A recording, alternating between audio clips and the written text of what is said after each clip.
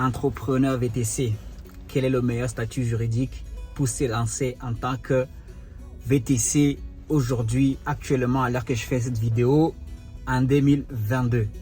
Selon moi, pour débuter en tant que VTC, je suis convaincu que la SASU est le meilleur statut. J'ai fait le tour et je me suis dit, en tant que la personne qui le fait directement, bien sûr que les conseillers tels que les avocats ou les comptables, ceux qui sont dans ce domaine, les juristes fiscaux vont te dire, ok, ben, si tu as une famille, non, la SASU n'est pas convenable pour toi, ou si tu étais versé un salaire, et automatiquement, en fait, de toute façon, tout le monde a envie de se verser un salaire. Quand on veut démarrer, c'est d'ailleurs le sujet, c'est d'ailleurs la question qui revient le plus souvent, c'est comment je fais pour me payer. Si j'étais habitué de toucher 1200 € tous les mois, ou 1500 ou 2000 €, j'ai envie de faire pareil en tant que VTC. Et si tu passes sous ces prismes-là, tu vas faire beaucoup d'erreurs et au final, tu verras qu'au bout d'un an, tu vas carburer pour toucher un salaire que tu vas devoir te partager avec ce dont tu sais. Et c'est pour ça, au fait, que moi, à partir de là, ça sert à rien. Autant rester tout de suite salarié. Moi, je dis tout de suite, si tu reviens pour pouvoir exactement faire passer ton patron actuellement, si tu n'étais pas encore lancé, là où tu travailles, pour te verser 1500 €, il doit peut-être débourser dans les 2000 et quelques euros. Et pour lui, peut-être que voilà, il a beaucoup de moyens. Mais toi, quand tu viens au jour d'aujourd'hui en tant qu'entrepreneur VTC et que tu viens, je parle du concret, sans trop faire des détours, et que tu viens et tu te fais un chiffre d'affaires aux alentours des 5000 ou 6000 €, c'est beaucoup. Tu vas te dire c'est beaucoup, mais c'est beaucoup. Donc je peux bien me verser 5500 € ou 2000 € des salaires et payer tout le reste. Et oui, tout à fait. Mais tu te rends compte que vu le niveau du travail, vu les sacrifices que tu fais pour parvenir justement à ces chiffres d'affaires, tu n'as pas envie de faire ça. Ce ne sera pas bénéfique pour toi de faire ça, autant rester salarié là où tu es au fait. Et c'est pour ça que je défends en tant que débutant, je défends ces statuts, la SASU, sous laquelle je suis depuis 2016. 2016 en SASU. Avant, les 2 ans avant, j'étais en auto-entreprise, micro-entreprise aujourd'hui. Et voilà, parce que la SASU, au fait, pour optimiser, au fait, c'est la meilleure forme juridique qu'il y a. Peut-être que voilà, pour commencer surtout. Parce que, après, je ne fais que donner des idées, des pistes en tant que l'homme du terrain. Si tu veux un spécialiste, comme j'aime toujours le dire, il y a plein de vidéos que moi-même, je ne fais que consommer parce que je me dis qu'au bout d'un moment, il faut que je commence à bien comprendre détail par détail. C'est les mécanismes de la SASU ou de la EURL. Et aujourd'hui, je te parle de la SASU. Je vais te recommander, je vais te conseiller la SASU. Et même si nous, à l'époque, on s'est lancé dedans, c'est vrai, on ne comprenait pas trop. Et même j'écoutais dernièrement une vidéo des gens qui se moquaient un peu des VTC en disant que bon, tout le monde prend la SASU parce que c'est le comportement moutonnier. Oui et non en même temps, parce que personnellement, quand je me suis lancé avec la SASU, j'étais à la chambre de commerce, j'ai payé un conseiller, des formes de formation, là tu payes pour qu'on te conseille. Selon mon cas, la personne m'a conseillé bien sûr la SASU. Bien sûr, après des mots, c'était tout nouveau pour moi, je ne comprenais pas tout. Au fil du temps, il y avait des choses que tu ne comprendras jamais tant que tu n'as pas mis ta main à la pâte, tant que tu n'es pas dedans en fait. Une fois que tu te verses, tu ne comprendras pas ce que ça fait. Si de te verser 1500 € des salaires et de débourser sur ton compte 2900 €, ça c'est ce que je te parle, c'est pas quelqu'un d'autre, c'est moi. Ça, une fois je me suis versé un salaire de 1500, t'as plus envie au fait, parce que tu te dis, ah ouais, j'ai pas charbonné pour aller donner 90% de mon salaire, non, je suis désolé. Et donc, mais pour débuter, par contre, pourquoi c'est bien comme statut pour débuter? Parce que au début, c'est toi qui gères au fait.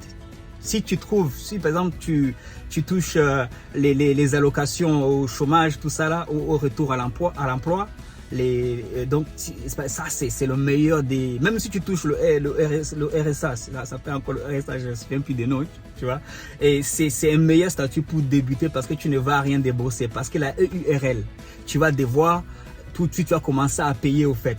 Tu vas commencer à payer, même si tu ne gagnes pas de l'argent, tu vas commencer à payer. Et même si, alors que la SASU, au fait, si tu peux dire, ok, je vais me verser que des dividendes à la fin de l'année, donc ça veut dire que les dividendes sont, tu vas payer la flat tax des 30% sur les dividendes, mais ça ne sera pas les 86% du salaire, au fait. Tu peux vraiment jongler, tu peux jouer là-dessus, bien sûr, tu te fais accompagner. Et j'ai mesuré le pour et le contre, étant même un père de famille actuellement. Je suis en train d'hésiter de basculer à la URL parce qu'enfin j'aimerais bien me verser un salaire au bout des moments. Mais quand tu vois le prix derrière et ce que tu dis comment on fait pour optimiser, comment je fais, au final on va rester sur l'option dividende parce que ah oui, on ne travaille pas. Si tu fais autre chose, ça va. Mais le VTC avec les applications, attends, si tu vois tous les pourcentages qui partent, tu n'es plus motivé. En fait, ce n'est pas une histoire de chiffres seulement. Ce n'est pas une histoire de chiffres. Si tu gagnes même 10 000 euros, même 20 000 euros, et que sur les 20 000 euros, tu vois que non, c'est toi qui as travaillé. Et ceux qui n'ont rien fait, en gros, ils vont toucher, sur les 20 000 euros, ils vont prendre la moitié, même des fois plus. Il y a un problème quelque part. Il y a vraiment un problème quelque part. Il faut qu'on se le dise. Donc, c'est pour ça que j'ai dit... la SASU, au fait, pour débuter, et la dernière vidéo, la vidéo de la dernière fois, je t'ai dit pourquoi, hein, je ne vais pas revenir là-dessus. Je t'ai dit pourquoi j'étais vraiment contre aussi la micro-entreprise quand on sait ce qu'on veut faire. Quand c'est une reconversion, parce qu'il y a des gens, il y a beaucoup de gens qui savent vraiment qu'ils viennent pas ils ont déjà testé le métier avec un chauffeur, avec un entrepreneur comme moi ou une autre personne. Et maintenant, quand ils veulent se lancer, ils veulent vraiment y aller à fond, financer leur véhicule et garder dans leur compte bancaire des sociétés où le maximum d'argent, c'est une source de motivation aussi. Et plus tard, trouver un moyen d'optimiser. Il y a plusieurs moyens d'optimiser. Hein. Donc après, voilà, il y a plusieurs moyens, mais le but, au fait, il ne faut pas croire que cette question-là n'en appartient qu'aux grands riches, aux millionnaires. Non, il faut que les millionnaires là sont devenus millionnaires justement parce qu'ils ont compris ça dès le début, au fait. Ils ont commencé à optimiser avec le premier euro qu'ils ont touché. Ils ont commencé déjà à voir comment j'ai fait pour garder le maximum. Et moi, toutes ces choses-là, j'aurais vraiment les comprendre, les savoir dès le début, au fait. J'aurais vraiment aimé avoir des vidéos que je regarde aujourd'hui. J'aurais aimé vraiment les avoir en 2016. Mais bon, en 2016, YouTube, je crois que même la plupart des YouTubeurs qui parlent de business, ils sont arrivés après 2016. Parce que c'était pas YouTube, c'était juste Norman fait des vidéos, je sais plus, c'est-à-dire les comédiens et la musique. Aujourd'hui, sur YouTube, c'est une plateforme vraiment d'éducation. C'est une plateforme où tu apprends beaucoup de techniques pour gagner de l'argent, pour avancer. Et ces conseils-là que je te donne, tu peux noter des points et aller sur la base de quelque chose. En fait, quand tu vas aller voir ton comptable, il faut toujours aller sur la base de quelqu'un qui a déjà des notions sur le sujet. Tu vas aller dire, voilà pourquoi moi je pense que la SASU est la mieux adaptée pour moi. Pour l'activité des VTC, même pas pour toi. Pour l'activité des VTC, la SASU est la mieux adaptée.